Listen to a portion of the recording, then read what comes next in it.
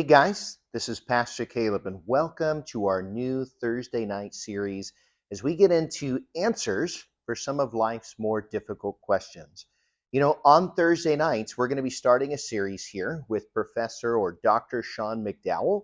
We got his permission. He is an apologetics professor over at Biola. Some of you guys might know his dad, Josh McDowell, who wrote a really famous book.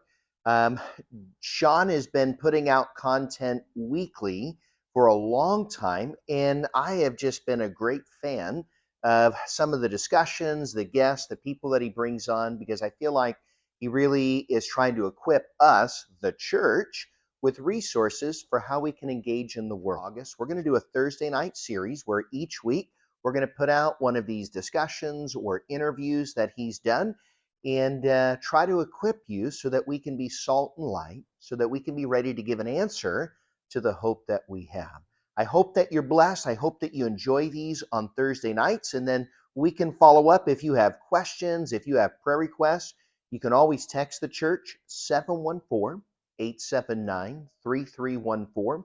We'll also include a link to Sean's YouTube channel where you can find hundreds of videos on everything from how to share your faith to topics like these to a whole bunch of different resources that he has there on his channel. Again, we hope that you're blessed. We hope that you enjoy this, and we hope that you'll join us on Sunday mornings at 10 and 12 as we continue to unfold God's word to answer life's most difficult questions. All right.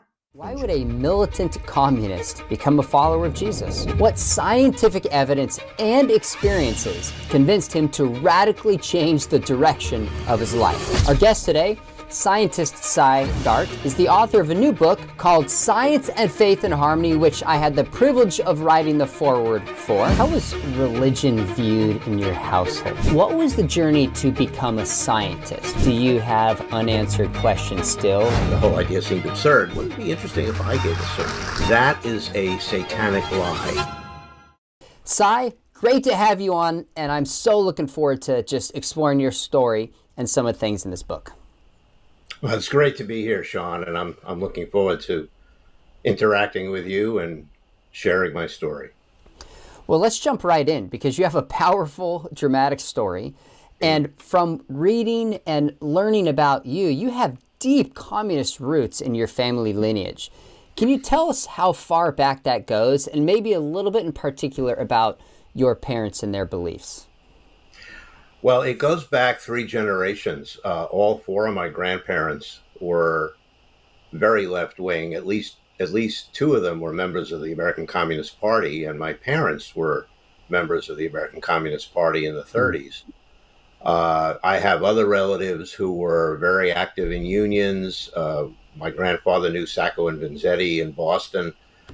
I have deep roots in extreme left-wing politics, and that's how I grew up. I mean, I grew up with believing and surrounded by literature from the Soviet Union and believing strongly in communism. And part of that was a very strong atheism. Communism and atheism go together. And so I never even thought about God. It just was a non-event for me. I mean, I just thought that the possibility of there being a God was just out of the question. My father was a scientist. He was a chemist. And part of that was he was also very materialistic in terms of no interest in anything spiritual or outside of the natural world.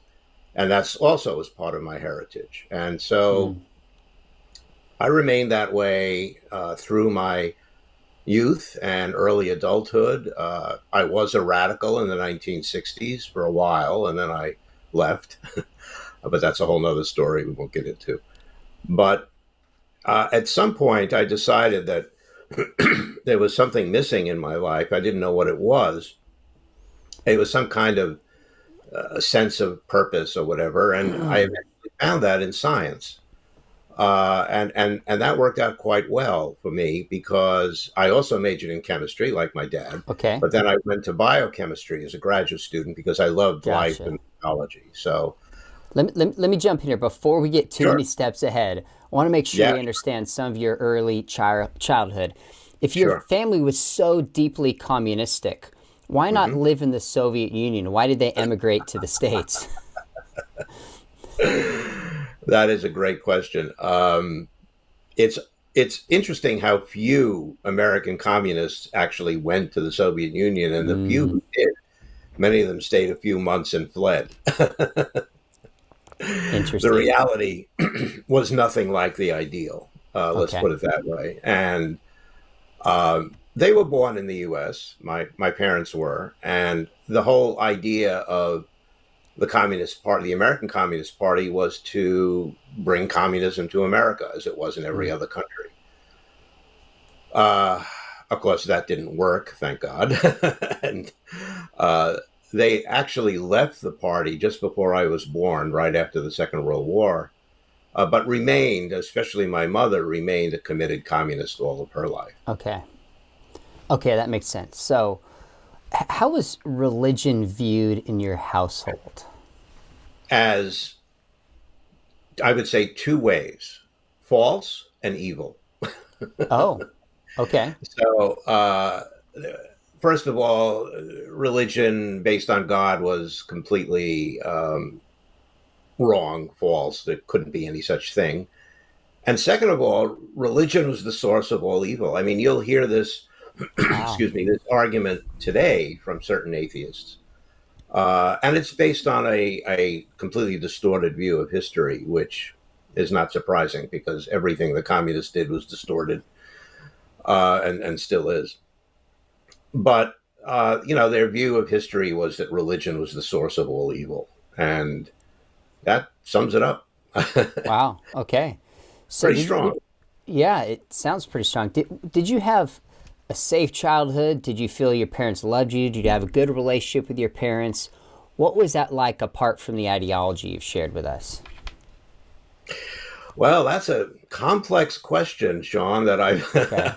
I've I've spent a little time in psychotherapy on that one. Mm, I mean, our relationship, our family relationships were okay, but um, many communists had been told in the 30s, 40s, and later not to have kids huh. because yeah, this is true. Their Mm, emphasis should be on, the ideology, the work, the bringing of the revolution. And if you have kids, it's kind of a distraction.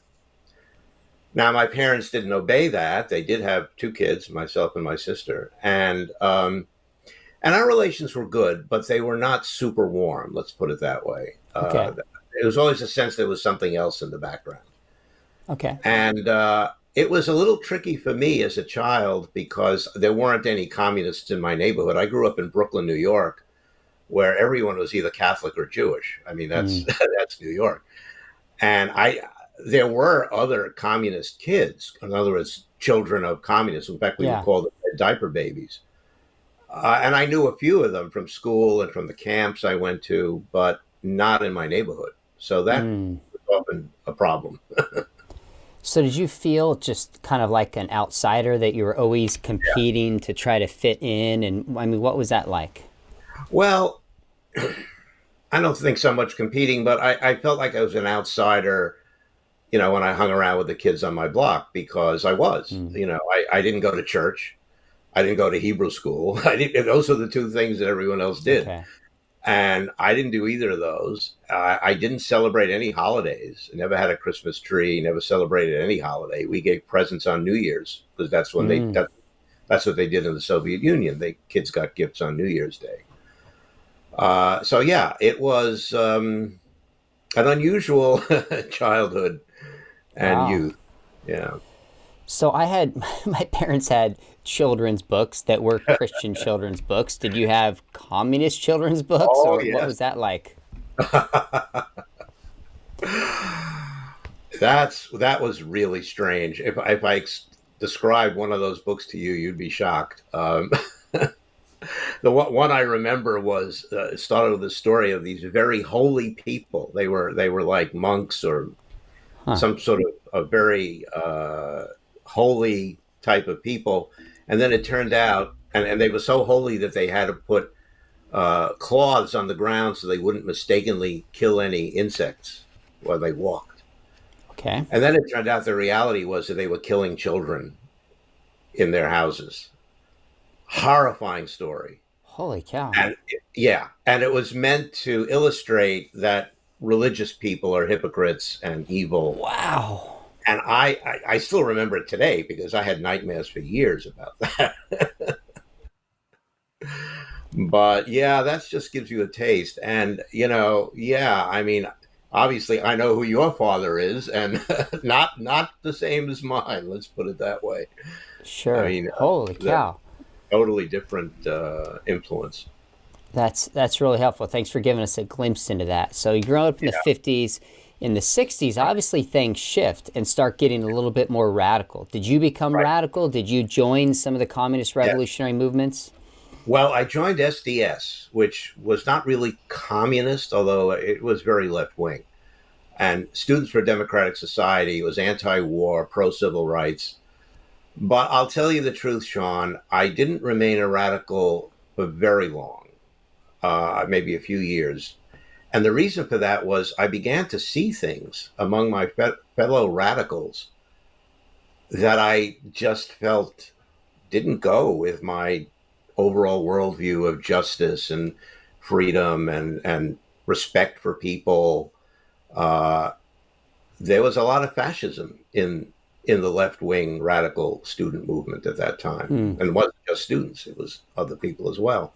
And I didn't accept that. I reacted against it. And there was one point when I actually just decided I'm done, and I just left the whole thing completely. And at that point, I had given up communism and everything else like it. Okay, so this is long before you really started to question atheism. You started to see, okay.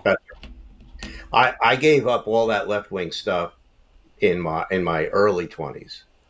I was still an atheist, and I didn't know anyone who wasn't. I mean, the Catholic kids I knew went to mass, but they were not really religious.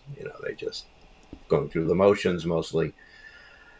And I didn't have any experience with religion whatsoever. However, I actually did. And what I say now is that God was calling me my whole life. I just didn't know, and I wasn't listening. But there was one experience where I did know for a few minutes. Okay. And that was I went to see a movie with my girlfriend, who it turned out was secretly a Christian. I didn't know. She didn't tell anybody. Okay. But she brought me to see a film called The Gospel According to St. Matthew, which was an Italian film with the text being the text of the gospel, which I'd never heard of course. And it's a beautiful movie, but what's really special about it is the music. And I happen to be a music major. I went to high school of music and art in New York, and I love music. And the music was extremely evocative. After the crucifixion, there's a long scene with Jesus being brought to the burial site, and there's a very somber, solemn Russian mass or hymn being played. And it's very sad and very somber and very Russian. And that goes on and on until the moment when you see the women at the tomb, and Mary Magdalene looks up and sees the stone rolled back. And at that instant, the music changes from that very deep, slow Russian hymn to this beautiful, joyous, light African hymn called Misa Luba. And the contrast in the music just had an amazing effect on me. And I remember clearly looking at that. I understood that this was showing the resurrection. Wow. And I said, it might be real. Wow. Because the emotion that I had from that musical maneuver was so strong and powerful. I hadn't felt that way before. But after a few minutes, I said, no, that's just a trick. Yeah, that's a trick of the filmmakers. They knew they were going to get an emotional reaction from people who like music, so that's not real. Well, now, of course, I know it was real. It was God putting me there and showing me the truth in a way that I recognized for a few minutes. But then, of course, I couldn't accept that. We had these and I had other experiences like that. You have these other dramatic experiences, dreams that we're going to get to. Yeah. But that's amazing. As a teenager, very secular, you have that moment, quickly put it away, but it stayed with you and you recall it now looking back. That's powerful. So what was the journey to become a scientist? What did that take? What was that decision for you like? Well, as I said, it was a easy decision to make because although I loved history and there were other things and music, there were other things I liked. Science did something for me that kind of filled this gap, which I thought was, as I said, a gap in purpose. Maybe even some people would call it a spiritual gap because I definitely had a spiritual gap. But science is very spiritual when you really get into it. It's about the world. It's about God's creation. So even if you don't call it that, that's what it's about. So there's a spirituality baked into science that a lot of people don't realize. But if you ask most scientists, even atheist scientists, and you explain spirituality in the right way, they will say, yeah, that's true. So I loved it. And, I love chemistry. Biology was too hard for me because it's too much to memorize, but I loved studying chemistry. And biochemistry was great because it brought the biology in, but it was still chemistry.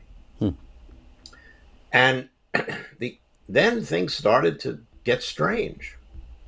It started when I was a chemistry major and I had to solve this equation called the Schrodinger equation, which is related to quantum mechanics. And, it's all very mechanical. You get instructions, you solve things, you do what you're supposed to do in math. But when you look into what it's all about, quantum mechanics is very, very strange. And I'm sure you've heard this before. Yeah. I mean, there are things about quantum mechanics that don't make sense. And when you learn it in school, you're just taught, okay, this is how it is. It's true. It's real. It works. And we can't understand the philosophical whatever behind it, but you don't care. You don't have to worry about that. Well, I did worry about it. Remember, I grew up in a very materialistic reductionist idea that, you just follow the equations and you follow the science and everything makes sense and you can predict everything. No, you can't, it turned out. You can't predict things with quantum mechanics. Not only that, but the uncertainty principle, Heisenberg's uncertainty principle, which is part of quantum mechanics, specifically says that you can't know certain things. Not that we don't know them yet. You can never know the position and the momentum of an electron at the same time. That's critical. If that weren't true, we would not be speaking this way. It's an absolute fact. And that destroyed an entire building block that I had in my mind on why I wanted to be a scientist, was that you can know everything eventually with science. Turns out you can't. There are many other things that say the same thing, by the way. So that was a little bit of a shock to me. And then when I was learning biochemistry and I was learning the details of how life works, and you may have heard this from other people, it's astonishing. I mean, Steve Meyer has written about this, and many other people have. But when you look at the way that proteins are made and the incredible complexities of those chemical reactions, yes, they're chemical reactions, but where do they come from? I mean, and I remember hearing hearing my professors talking about this and feeling a chill up and down my spine. And I had the same feeling when I taught it later. It's like, this is just incredible. And all of that, biology, quantum theory, a lot of other things, began shaking the bedrock foundation of my atheism, or of my reductionist materialism, which was part of the atheism.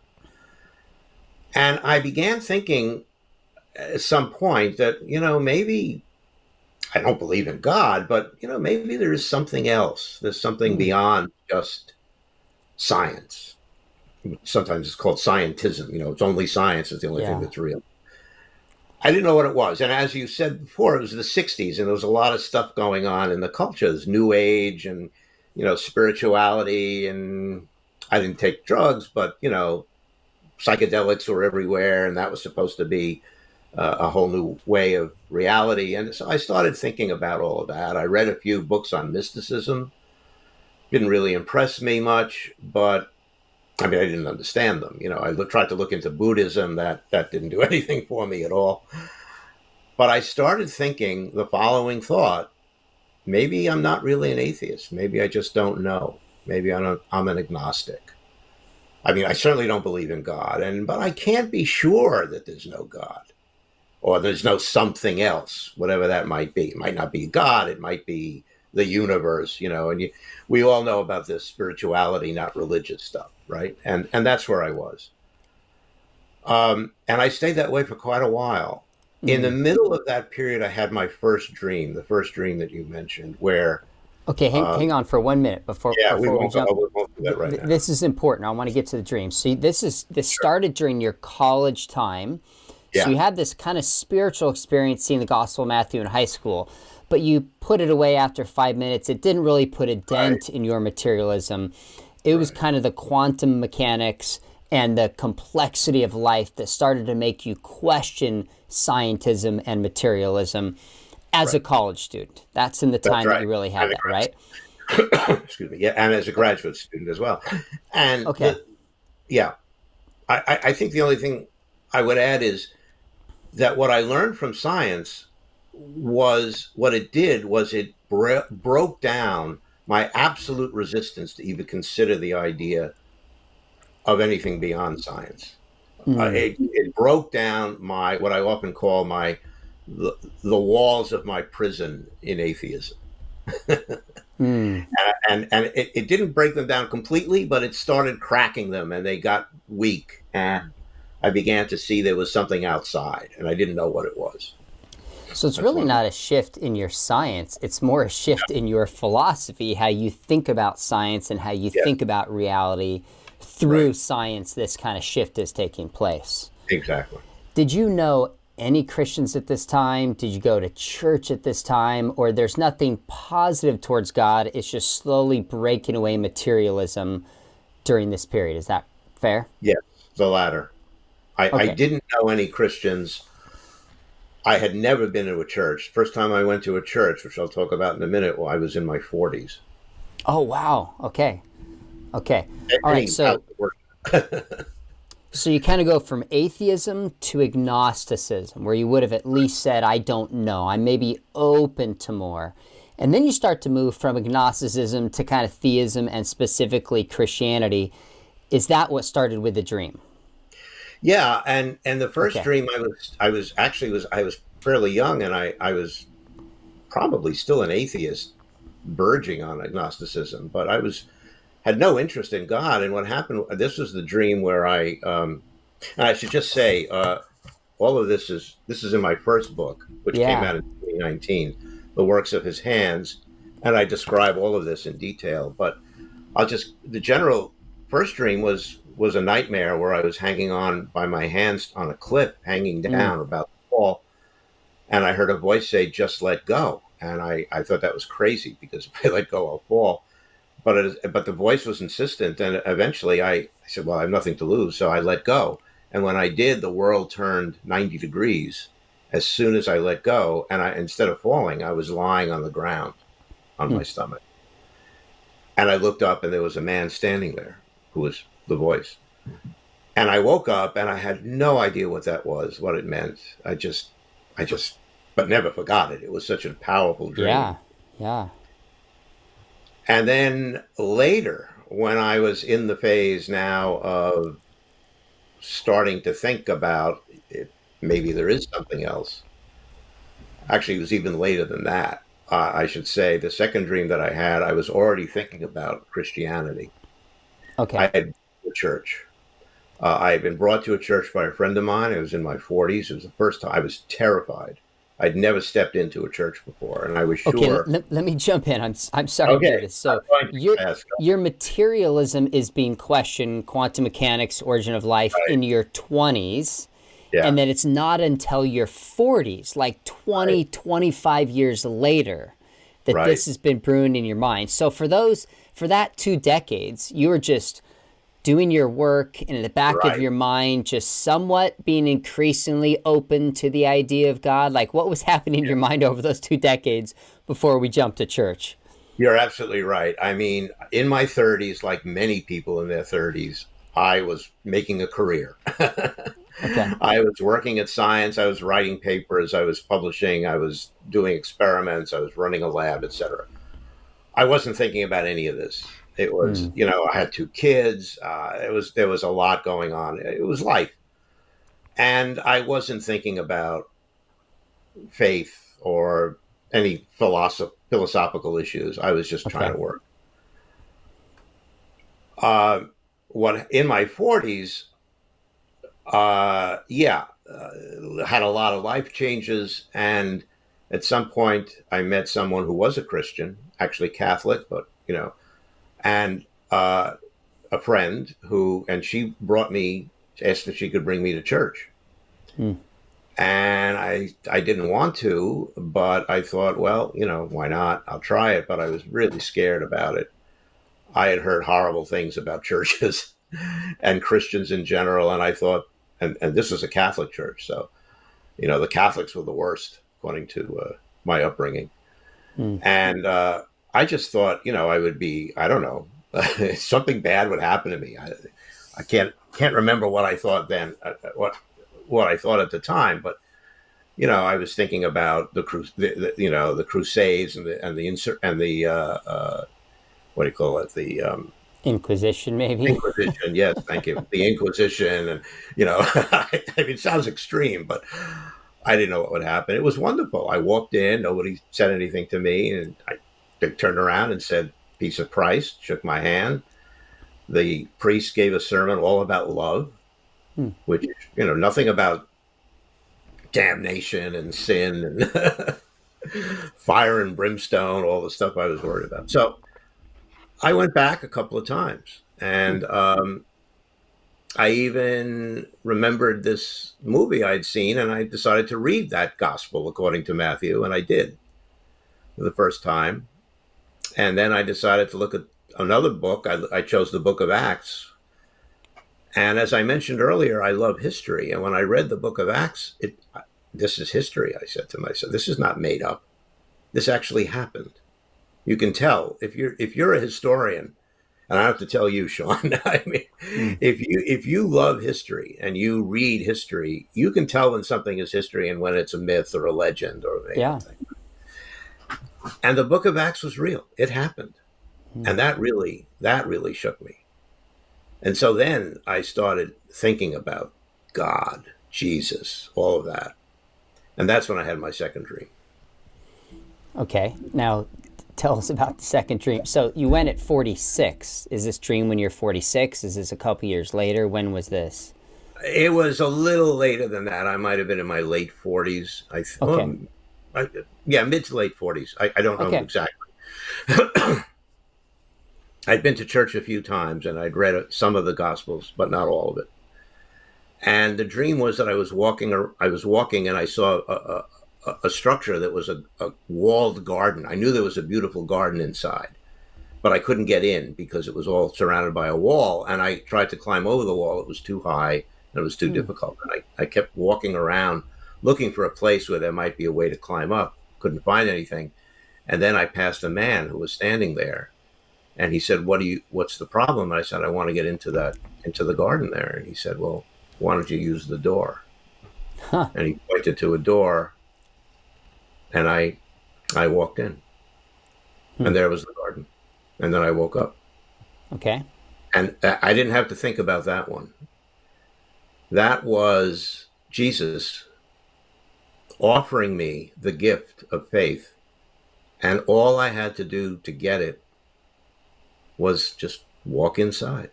I didn't have to do anything else. I didn't have to prove myself. I didn't have to pass a test. I didn't have to answer questions. It was there. It was open. There was no lock that I had to pick or break or open with a key. It was an open door. And that dream had a very powerful effect on me. I realized that I wanted to believe. And I especially wanted to believe in Jesus Christ from what I had read in the Gospels and what I had been hearing and what I'd been thinking about. but I couldn't quite get there. There was still something holding me there. And, I, I thought about the first dream, and I realized that what Jesus had told me then was, you have to let go. And I never knew what that meant. Let go of what? And what it was to let go of everything that was, all my upbringing, my 20 years of indoctrination, my feeling that believing in God would just, be impossible for me because it would destroy my science. It would destroy my very essence of being. I couldn't quite do it. I wanted to, but I couldn't get there. And then I stayed that way for a few years. Wow. And then what happened next was that the Holy Spirit had mercy on me and realized God is like that, right? God is omniscient. And it was clear I wasn't going to be able to make that final step on my own. And the Holy Spirit came and dragged me across that threshold one day while I was awake. I was driving my car alone on a long distance trip between two cities. And I was listening to the radio, and I heard a Christian preacher. And he was really good, as often radio preachers are. I mean, by good, I mean, I don't have to tell you, Sean. Sure. His voice was able to really, give the force of the Spirit. And I turned off the radio and I started thinking, well, I like to talk. I mean, maybe it wouldn't be interesting if I gave a sermon. What would that be like? And the whole idea seemed absurd, but I started thinking about, well, maybe I talk about the origin of life or something scientific. And then I had this feeling come over me, which I, of course, cannot describe, but I was in a different time and place. I pulled the car over and stopped because it felt like partially having a vision. And in the vision, I was giving a sermon to a crowd of people who were sitting outside. And the sermon that I gave, which I remembered and I wrote down, and it's in the book, in the first book, basically said, and this is the core of it, that if you people who are all Christians, if you think that Jesus might not love you, I'm here to tell you that's wrong. He does, and I know that because he loves even me, sinner that I am. I've told this so many times, and I still have trouble. The feeling was, at that point, I opened my eyes and I burst into tears, and I said out loud, I believe. Wow. Because the Holy Spirit had come to me, given me those words. I had never thought of those words before. And the idea that Jesus would love even me was just overwhelming. And at that moment, and for the next, half hour while I was sitting there trying to compose myself, I felt this overwhelming joy, relief, freedom, just born again. That was the moment I was born again. And I've been a believer ever since. Is it fair to say that intellectually you start to question materialism in college, get to the Gospels, well, in particular Matthew, and then you go to Acts and are convinced this is a real report, this is true. Right. But it was on that journey that you're like, the level of your own sinfulness became very real, and it was personalized. So before then, it was a little distance. It was out there. Maybe it's true, but doesn't affect me. And that was an awakening of your sinfulness, need for Savior right then and there. You got it perfectly. In fact, I don't think I've ever said it that well. That is exactly correct. And the emotional force of that realization was just literally overwhelming. And I've been pretty active online for the last few years, and with a lot of atheists, and some of them will ask me, what would make you go back and realize that rational atheism is correct? And I answer very honestly, that's absolutely impossible to happen.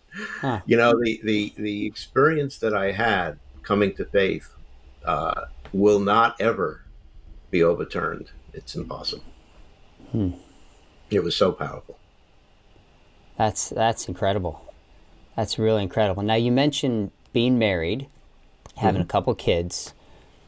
As much as you're comfortable talking about this, your journey, obviously this is not you alone, but your life changes with your Right. wife, where she is at, how she's responded, obviously the level you're comfortable sharing. But I love any insight about how that has played out that you're willing to share. Well, I will. I can't go into details. That would be another hour and a half. But I will just say that when I said "sinner that I am," I meant it. That marriage did not last longer than the first, say, 20 years or so. Uh, and I remarried, had another child, and I've recently been married. Recently, the last 10 years, for the third time. Hmm. Uh, and you know. My life has been complicated. Let's put it that way. 3 marriages, 2 divorces, Sure. 3 kids, 5 grandchildren. Hmm. I it's been a complex life. I have sinned. I have tried to make up for that in many ways as much as I can. But I think this this coming to faith in Jesus kind of over, overshadows all of that. I mean, I don't downplay, or I don't negate the sinfulness of some of my actions, uh, and I think that's one of the reasons I'm a Christian. I mean, Hmm. you know, the day I got baptized, and I was in my 60s by the time that happened, because it took me a Oh. long time to find the church and to settle down, and my life was very complicated. I was going back and forth between Europe and the U.S. for about 10 years. But when I eventually did get baptized, uh, and I realized that my sins are washed away, it wasn't just words. It was Hmm. a truly emotional, powerful thing. And since then, I have devoted my life to spreading the gospel, spreading the word, and specifically the word about science and faith, because with all this, I never lost one Hmm. speck of my scientific worldview. And what I now know is that there is no conflict whatsoever between a scientific worldview and a gospel worldview. They harmonize, which is the title of the book. That's right. They don't say the same thing. Just as two musicians who are singing or playing in harmony don't sing or play the same notes, then there's no harmony.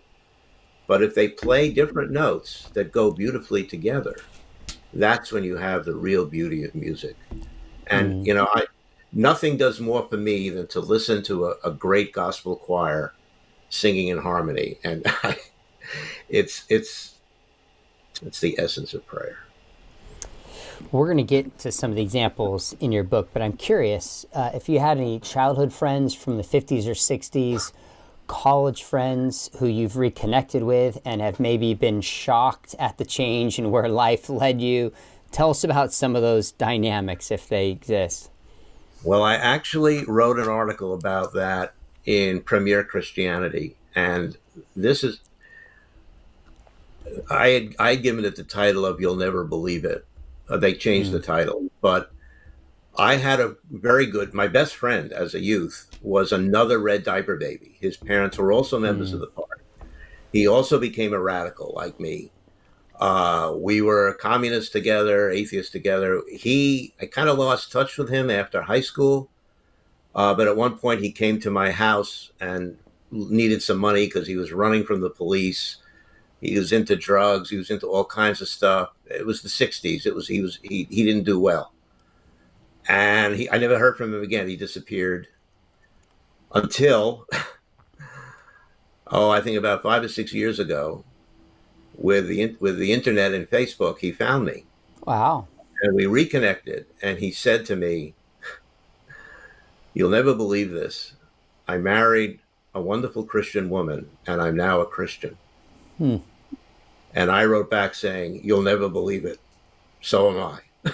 Amazing. Amazing. That's awesome. Yeah, that's a great story, and it's completely true. So, yeah, no, there are other people who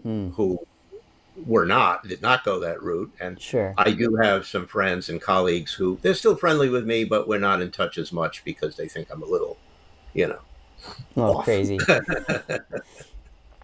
So you had some unanswered questions as an atheist, materialist, when Yeah, it came to science. Now that right. you're Christian, do you have unanswered questions still? What are they, and how do you deal with them?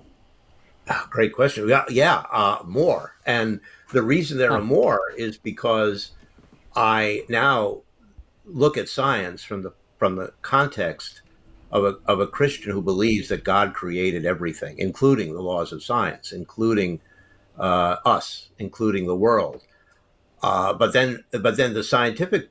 So I'm completely a follower of you know of the Christian creeds and the Gospels, the Bible in general. I believe in inerrancy, all of that. But then the question comes in: okay, so God did all this. How? How did He do it? And uh, you know, I can't deal with that when it comes to things like the origin of the universe, that clearly was, creation of God.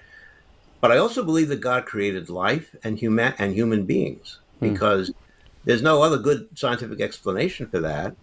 But there probably is a scientific way to look at that, and we don't know what it is yet. And I just said this the other day. When people say, uh, you know, modern science doesn't agree with the Bible. Well, some of modern science doesn't, but then in 1900, modern science said that the universe was past eternal, that it was a steady state universe. That turned out to be wrong. So which modern Mm-hmm. science are we talking about? The science of 2024 is not the science of 1900 or 1800 or 2029 or 2050 or into the future. And I believe that we're far from finished with science. And I believe that many of the questions, like how did life originate, which at the moment we have no idea, there will be a scientific answer, but that science will be very different from the science we think of today.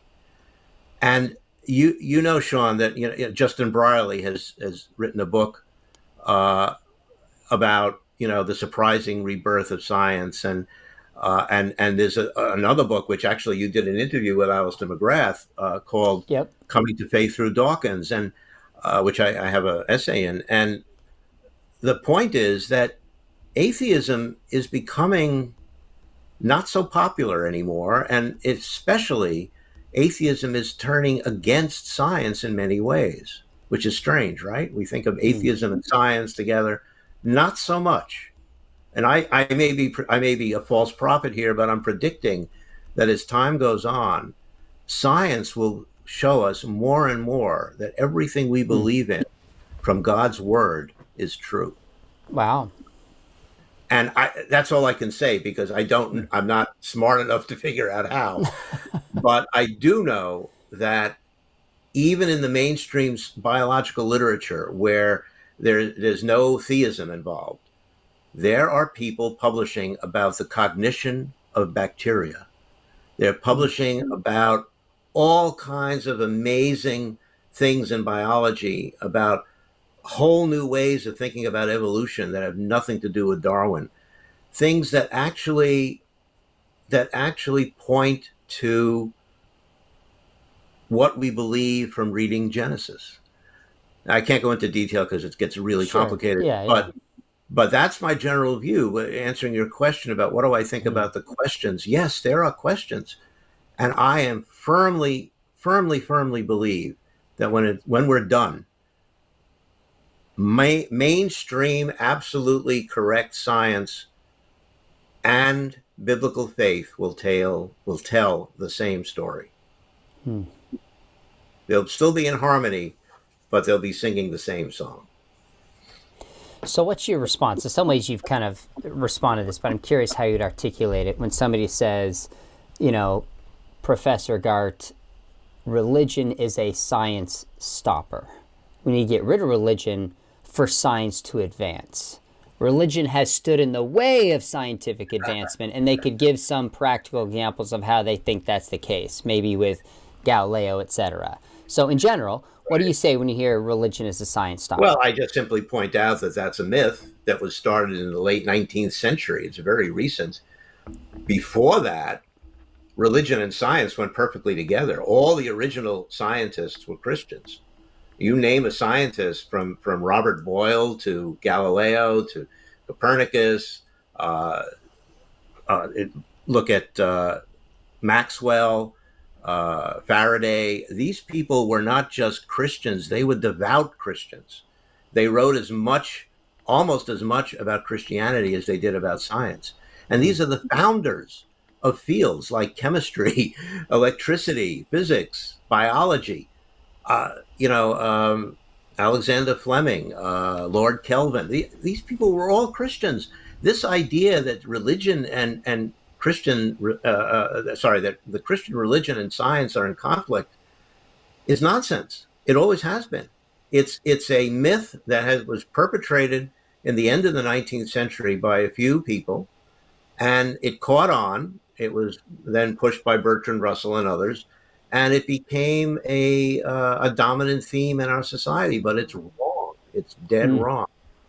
Hmm. So no, religion doesn't stop science at all. And Hmm. the examples that people give are, first of all, many of those are distorted. The Galileo story.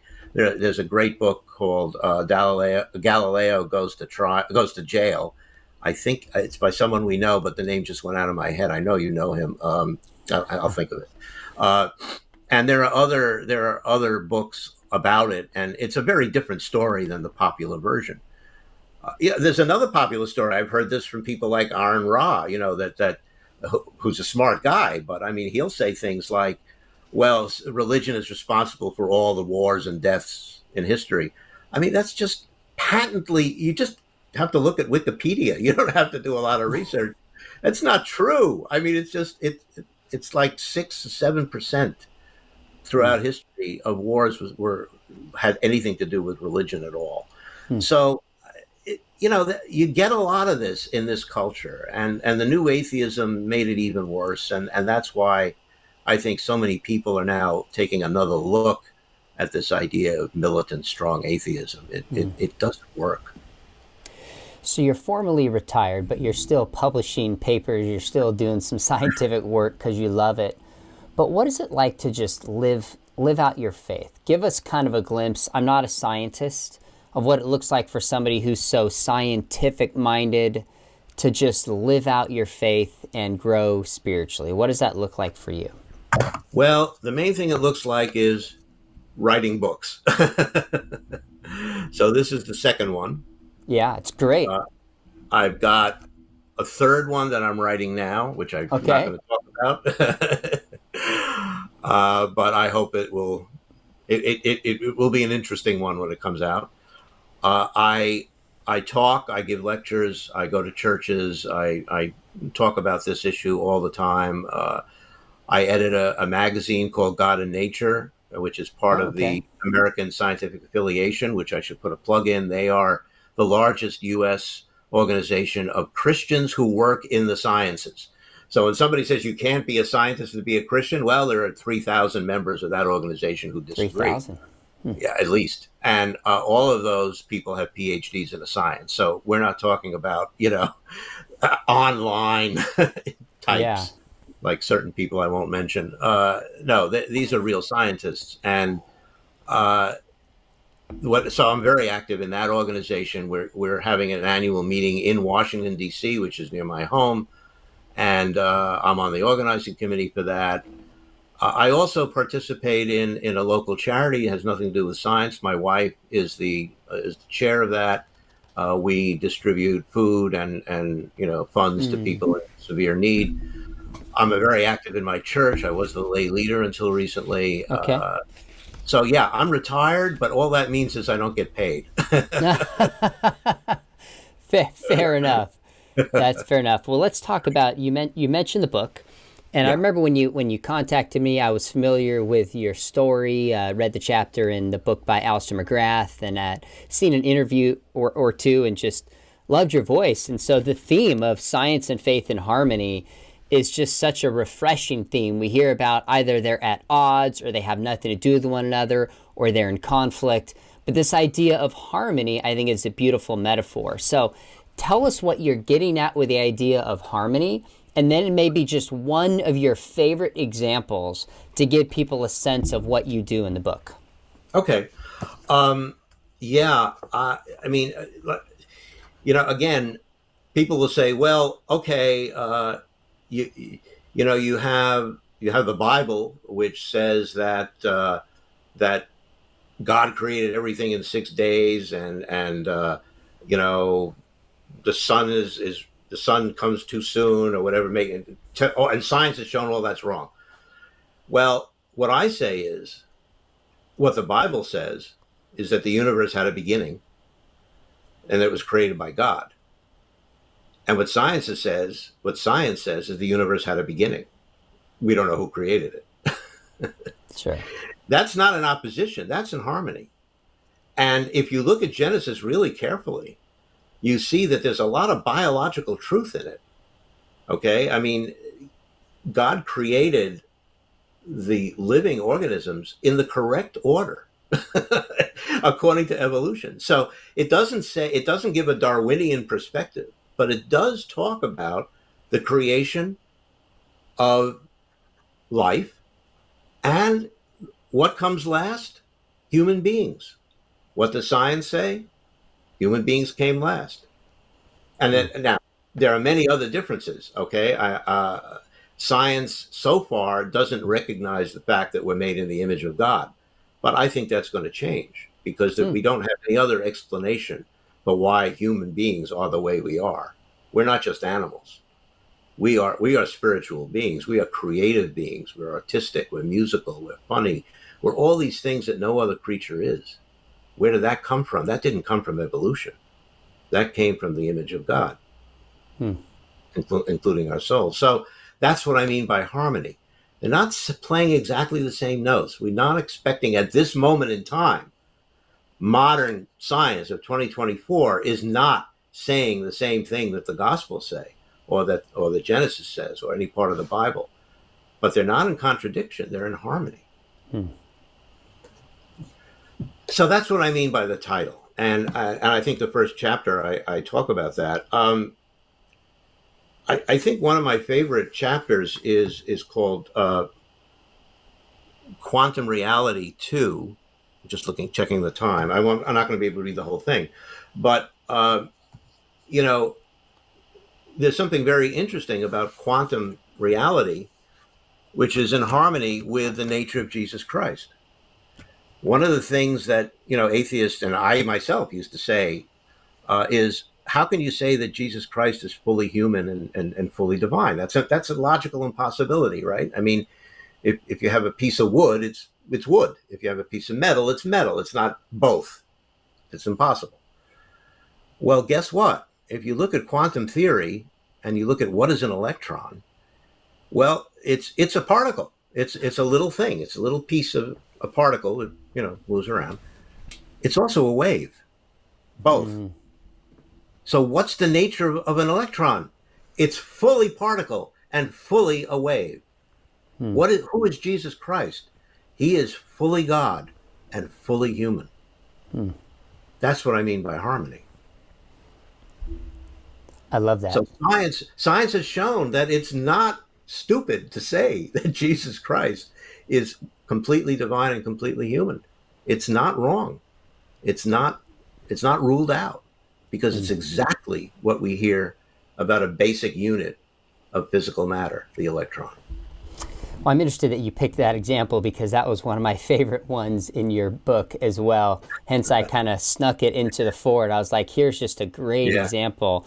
You know, and That's if we right. accept the levels of mystery in science, we should be able to accept some level of comparable mystery in theology. You know, so drawing those connections, I think, are powerful.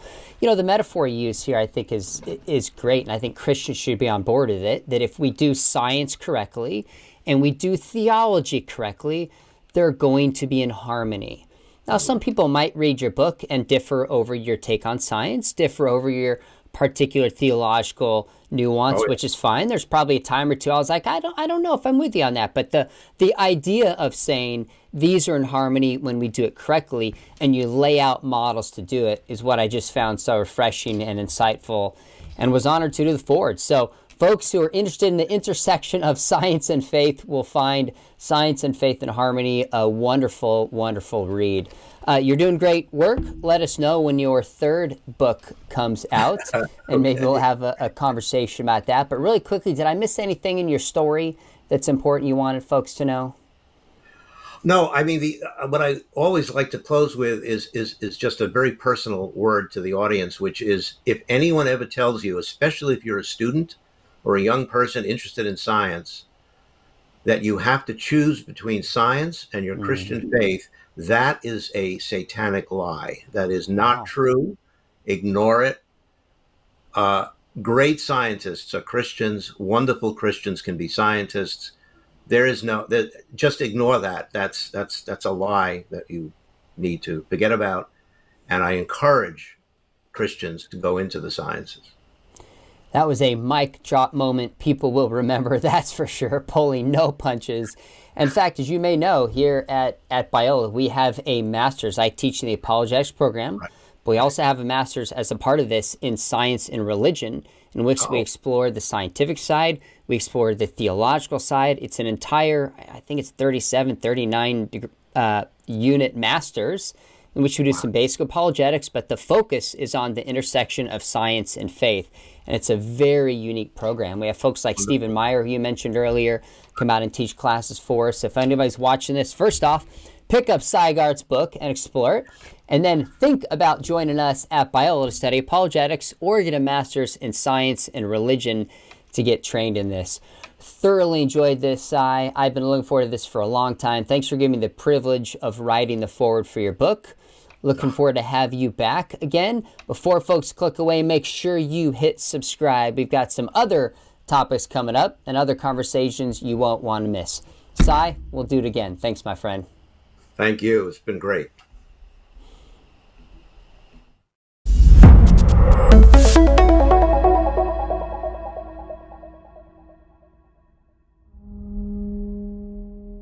Darkness is not the absence of light. It is more uncontrollable and sinister. You were there, waiting, because the darkness is not dark to you. At least, not always. The coming darkness was too deep for us to grasp. It would appear that we now want the same thing as Pilate. Senior leaders in every district should question and expose Jesus. I just can't stop seeing how we could be doing things faster and more efficiently. You deserve a stipend for your specialized work. You can at least make sure that you have resources to keep the mission going. My ledgers are in the red. I told you to make life difficult for the followers of Jesus. It is on this rock that I will build my church, and the gates of hell shall not prevail against it. This infernal chaos. Why can no one control these people? What just happened to all of you? It's about to get worse. Now that I'm here, physical death does not interrupt our eternal life. Lazarus, come out! remember you wishing there could be another way. And looking back, I do too. I still don't know why it has to be this way. The bitter often mingled with the sweet. You told us it would be like that. With how you lived. The man of sorrows. Acquainted with grief.